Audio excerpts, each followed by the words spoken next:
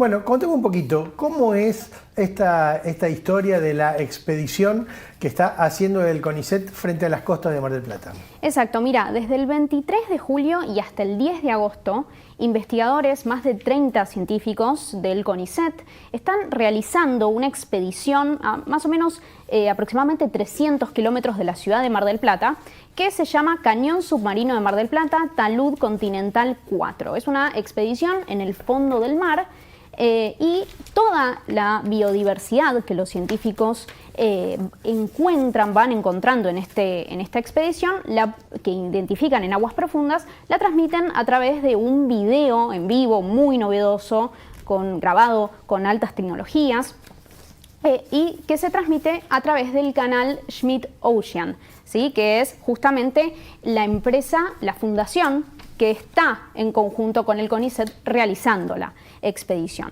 Las imágenes, como decía, se capturan a una alta definición y también es un éxito rotundo, por lo menos desde, como decía, el 23 de julio que se está realizando, tuvo en un promedio diario más o menos entre 24.000 usuarios diarios y 30.000 usuarios. Los mató a Olga, los mató a Blender, los mató a todos los streaming más conocidos. Hubo gente que no dejaba la pantalla.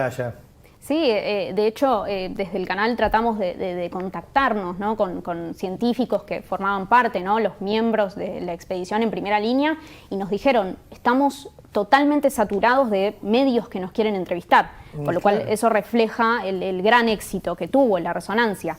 Asimismo, bueno, los objetivos que persiguen los científicos es, por un lado, estudiar las especies que se pueden encontrar en el fondo del mar y la relación con diferentes variables, no sé, topográficas o océano, claro, es complicada la palabra. Y también, por otro lado, detectar qué tan alto es el impacto humano sobre este tipo de ecosistema, en este caso el agua, ¿no? Marino. ¿Sabes quién está detrás de este gran experimento que están protagonizando los científicos del CONICET? ¿Cómo se llamaba el instituto que decís que trabaja con el CONICET? La fundación se llama Schmidt Ocean Institute. Y es una señora que se llama Wendy Schmidt. Mira. Es una filántropa millonaria, casada con un ejecutivo de Google, que hace de su vida el financiamiento de este tipo de actividades científicas.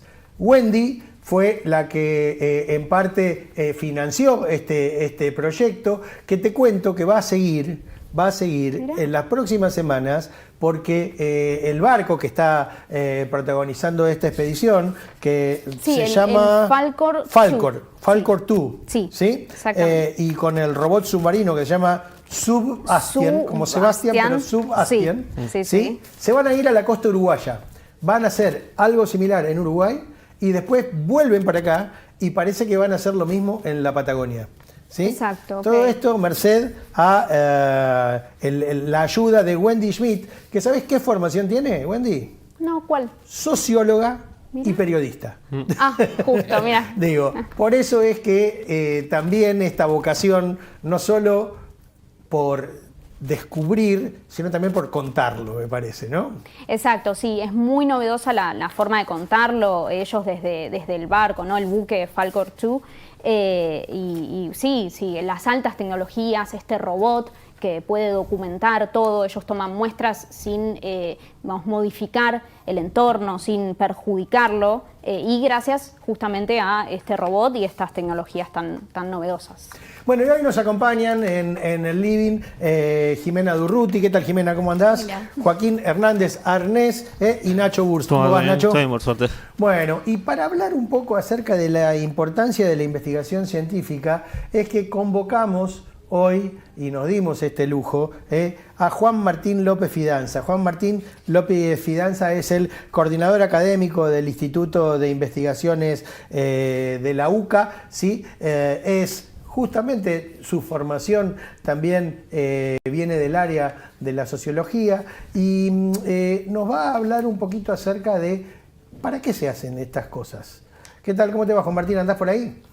Sí, acá estoy. Muchas gracias, Hernán. Les agradezco la invitación al programa y para poder hablar de este tema. La verdad es hiperoportuno en el contexto argentino que se dé un fenómeno de este tipo. ¿Para qué sirve que nosotros por curiosidad lo vemos maravillados y vemos cosas que nunca antes habíamos podido ver así? Pero ¿para qué sirve la investigación científica en este contexto y con este impacto social?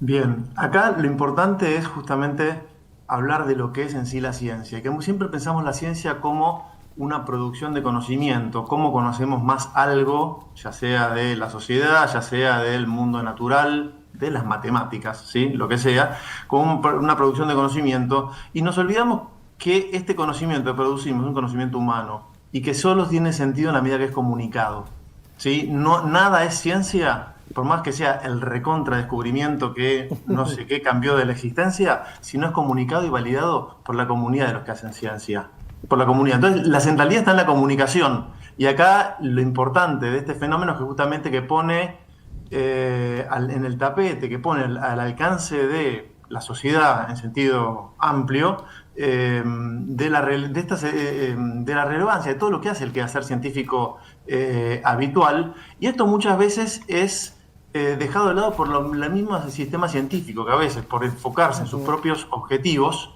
en parte vocacionales, en parte porque el sistema te demanda cierto tipo de producciones, están orientadas al mismo sistema y no a la sociedad en sentido amplio, no termina de hacer este ejercicio de comunicar y mostrar el valor de lo que tiene y de participar de este juego más amplio, que es el diálogo en toda la sociedad y que por ende tiene un sentido práctico, ciertamente, porque lo que es aplicable claramente se percibe más fácilmente el valor, pero también no solo práctico, sino mismo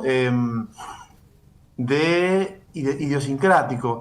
Particularmente en el caso de la ciencia argentina, es ciencia que se hace de modo mayoritario. El 60% de la ciencia argentina es financiada por el Estado, el 15% por privados, 60%. 60%, y el 25% por organismos internacionales, que en el fondo son una variante del Estado, porque a fin de cuentas estos organismos están conformados por estados. Así que prácticamente el 85% del financiamiento de la ciencia en Argentina, no en otros países, no Estados Unidos, no Israel, no países que invierten por encima del 1,5% del PBI, que es lo que se recomienda para los países desarrollados. Nosotros estábamos cerca del 0,5% y ahora estamos ya llegando al 0,3% del PBI.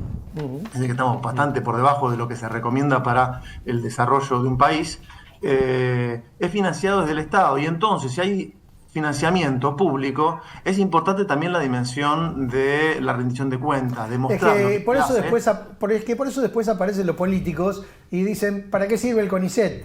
Tienen mucha plata. Bueno, ¿qué están haciendo, no? Exacto. ¿Y qué pasa en el contexto? Buenas tardes, Juan Martín. ¿Cómo te va? ¿Qué pasa entonces en el contexto de un recorte presupuestario, como decía antes Hernán? ¿Cómo, digamos, esta expedición llega en ese clima, digamos? ¿Qué podrías decirnos acerca de eso? A ver, el contexto de recorte presupuestario es importante, ciertamente, porque restringe las posibilidades de la ciencia, pero yo iría un escalón previo, a un paso previo, que pasa por la percepción de los científicos, del colectivo, si es que existe uno, que hace ciencia, como un opositor. Y que esto en realidad tiene una pequeña historia previa, que si quieren ya había un contexto de la modernidad. La ciencia es como la estrella y todo lo que dice, esto lo dice la ciencia, todo el mundo, si lo dice la ciencia hay que creerlo. Y que esto viene rigiendo en los últimos 150, 200 años. De repente en los últimos años nos estamos encontrando con voces que empiezan a cuestionar fuertemente la ciencia, y lo encontramos en grupos pequeños pero intensos, Terraplanismo and Company, grupos con mucha perspectiva conspiranoica que tratan de instalar teorías conspirativas, y que siempre, pues estos grupos pequeños se fueron fortaleciendo, y con el desarrollo de las redes sociales que fueron potenciando, y los algoritmos reconocen que venden mucho este tipo de discursos, más se potenció muchísimo en el contexto de la pandemia. ¿Por qué? Pues la dictadura de los científicos, nos encerraron, las vacunas, ¿quién no hace la vacuna? No hay que vacunarse, hay que tomar la bandina. No nos recordemos tema pandemia. Ahí se instaló muy fuerte, y ahí es cuando entra en el contexto político argentino. En un contexto globalizado que sucede en muchos lados, hay ciertos grupos políticos que se construyen tomando este tipo de discursos y con modalidades más de corte poco dialogante, más en vez de discutir, de debatir, de discutir ideas, discutimos personas o entran las fake news. Y en el contexto entonces de lo que fue a partir de la última elección, se terminan construyendo al sistema científico como una especie de opositor identificado con un partido político, identificado con como que el sistema científico fuese kirchnerista, lo cual el sistema científico es un colectivo amplio, que hay multiplicidad de voces y donde ciertamente puede haber algunos científicos que estén identificados partidariamente, pero no responden por la totalidad y menos todavía por la disciplina. Y entonces, al adscribir como un opositor, termina habiendo una dinámica de ataque permanente, de disputa. Sí, bueno, de hecho, fíjate que la respuesta del Estado, o no del Estado, sino de grupos que circulan alrededor del Estado, cuando se vieron estas imágenes, era, primero una reacción defensiva, ¿no? Diciendo, muestran el fondo marino de Mar del Plata porque ahí tenemos que perforar para extraer petróleo. Sí, las especies también que cuestionaban. Sí. Y después está esto que vos estás comentando. Me pregunto, ¿esta mirada es una mirada muy a la Argentina o en otros países del mundo el estatus del científico es otro y el investigador tiene mayor respeto o también está puesto en tela de juicio por estas teorías conspirativas y estas pseudociencias? No, y yo también querría sumar, cómo hace ese científico, ¿no? Qué estrategias comunicativas aplica para lograr esa atracción, para que le llegue al público, ser atractivo. Bien, ahí a la primera pregunta, este es un fenómeno global. Estas derechas alternativas han ido fructificando, apareciendo en varios países y entonces las dinámicas son muy parecidas. Y ahí, por ejemplo, por poner un caso bastante comparable, Estados Unidos tiene un secretario de salud que es ecologista, en realidad no es especialista en medicina, no es médico, es abogado, pero que es antivacunas y entonces está cortando programas de financiamiento, pero que también están cortando ciertos programas de investigación que si tienden a pensar que hay algo que es ideológico, le cortan el financiamiento sin mayor, pero era una convocatoria que se había hecho públicamente, que tenía toda la formalización burocrática, no importa, se corta, ¿por qué? Porque no nos gusta. Entonces esta dinámica de cierta vigilancia sobre lo que es lo científico, o mismo, como se llama, en el caso de la pelea con Harvard, cortan todos los financiamientos de investigación que tenía la universidad. ¿Por qué? Porque consideran que es una universidad que se está alineando con un discurso que no es al que a ellos les gusta. Entonces, esta dinámica de confrontar con el colectivo científico se viene dando en la línea justamente de una interpretación ideológica de todas las dimensiones de la sociedad. Entonces, todo aquello que pueda ser puesto en la trinchera de enfrente, hay que tratar de disminuirlo. Y si tiene financiamiento estatal, obviamente, cortarlo. ¿Y entonces? Respecto a la segunda pregunta, las estrategias. Y ahí, primero que no es claro para todos los investigadores. Hay investigadores, por ejemplo, que prefieren mostrar su enojo y hacer una sentada frente a la puerta del CONICET, por ejemplo. Hay otros, yo creo que es más lícito, me parece una opción más inteligente, es tratar de justamente mostrar esta utilidad y recurrir a ciertas dinámicas, a ciertos fenómenos de comunicación contemporáneos, son terriblemente útiles. Por ejemplo, el streaming. Esto de poder mostrar el streaming donde tenés la vivencialidad y la emoción de que estamos descubriendo juntos lo que el científico está descubriendo, lo estás viendo vos. ¿Sí? Es tiempo real. No estamos escondiendo nada, no es elitista, no es algo que nosotros seleccionamos y después te mostramos. Está pasando todo. Es más, te estoy comentando, porque esto, a la par que más imágenes, acá los científicos se están prestando a hacer un comentario donde es casi... Uno de repente ve ciertos programas de Olga, Blender, no sé cosas, y básicamente es gente que se está divirtiendo. ¿Sí? Y que está comentando las cosas que le pasan para por delante. Bueno, acá hay científicos que se están divirtiendo, que están diciendo lo que saben, pero están diciendo en el momento, en vivo. Entonces la verdad que recurrir a este tipo de estrategias que son más fácilmente, porque siempre se habla de la divulgación. La divulgación en el fondo tiene un esquema donde yo que sé, te cuento a vos que no sabes. ¿Sí? Hay una cuestión paternalista, una cierta asimetría donde yo me pongo por encima. Y el paradigma de la comunicación de la ciencia justamente plantea algo mucho más horizontal, donde el científico ciertamente tiene un saber propio, que tiene, como se llama, donde tiene una formación y que no puede comunicarlo así nomás, pero está tratando de compartirlo de modo que sea valioso para los demás, que inclusive la voz del otro también es valiosa porque me aporta perspectivas distintas que me pueden enriquecer en lo que estoy investigando. Mirá qué interesante, Juan Martín. Nosotros lo vimos en la facultad, en alguna clase, a un científico de las ciencias sociales, a Jenkins, que hablaba de un fenómeno en el cual la audiencia se apropia de determinadas características del mensaje y lo recrea y hace su propio mensaje, su propia versión. ¿Qué fue lo que pasó con la expedición oceánica de Mar del Plata? Claro, Digo, se han hecho...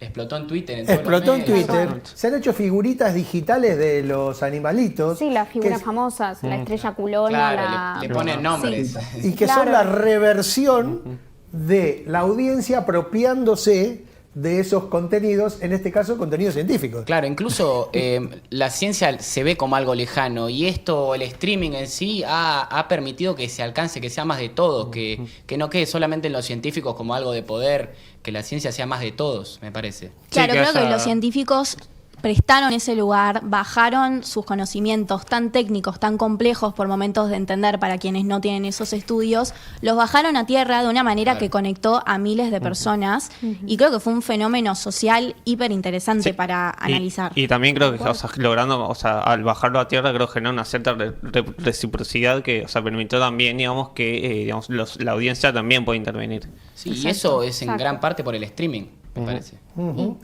Y entonces, ¿qué hacemos, Juan Martín? ¿Hacemos más científicos en vivo? ¿Más streaming científico?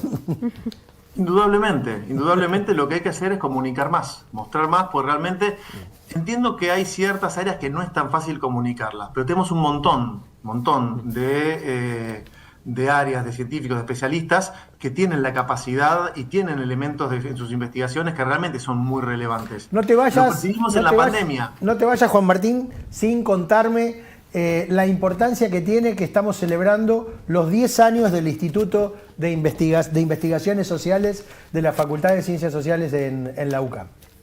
Sí, nuestro Instituto de Investigaciones, nuestra facultad es una facultad relativamente joven, tiene 14 años, y sus departamentos que la componen tenían algunos centros de investigación. El centro de investigación de sociología venía del 59, pero la realidad es que al conformarse la facultad también tenía sentido que se potenciase la investigación de un modo interdisciplinario al juntar a todos nuestros recursos de investigación. Y entonces en 2015, 4 años después de la creación de la facultad, se conformó nuestro Instituto de Investigaciones y bueno, ahora estamos festejando 10 años de la creación de nuestro instituto, hoy por hoy una unidad asociada al CONICET de 2017 y que también tiene, de hecho nos gustaría en algún momento, si quieren, pueden invitar a algunos de nuestros investigadores que tienen investigaciones que son hiper interesantes. Por poner algún ejemplo, una investigadora nuestra, arqueóloga, que trabaja en el norte, muy cerquita de la quebrada de Humahuaca, y si bien ella...